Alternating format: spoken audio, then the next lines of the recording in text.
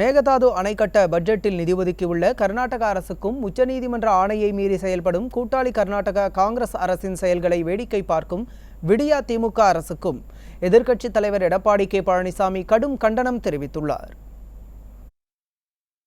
இது தொடர்பாக அவர் வெளியிட்டுள்ள அறிக்கையில், சுயமாக சிந்திக்கும் திறனற்ற ஒரு பொம்மை முதல்வரை தமிழகம் பெற்றிருப்பது கொடுமையிலும் கொடுமை என குறிப்பிட்டுள்ளார். விடியா திமுக ஆட்சியாளர்கள் தங்களுடைய சுயநலத்திற்காக எதையும் விட்டுக் கொடுப்பார்கள் என்ற எண்ணம் கர்நாடகத்தை ஆளும் காங்கிரஸ் முதலமைச்சர் சித்தராமையாவிடம் வந்திருப்பது தமிழக மக்களின் தலையில் இடியாக இறங்கி உள்ளதாக எதிர்க்கட்சித் தலைவர் எடப்பாடி கே பழனிசாமி தெரிவித்துள்ளார்.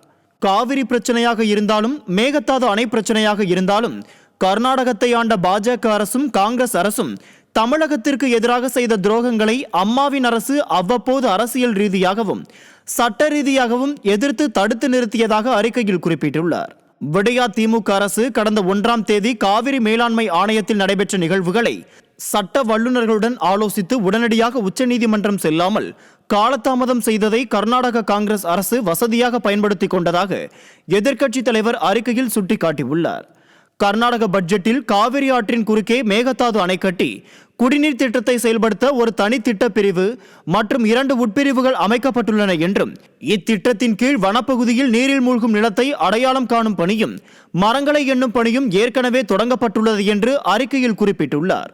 தேவையான அனுமதிகளை பெற்று பணிகளை விரைந்து தொடங்க முன்னுரிமை அடிப்படையில் நடவடிக்கை எடுக்கப்படும் என்ற அறிவிப்பு உச்சநீதிமன்ற தீர்ப்பை வெளிப்படையாகவே மீறுவது நீதிமன்ற அவமதிப்பு செயலாகும் என எதிர்க்கட்சித் தலைவர் எடப்பாடி கே பழனிசாமி குற்றம் சாட்டியுள்ளார்.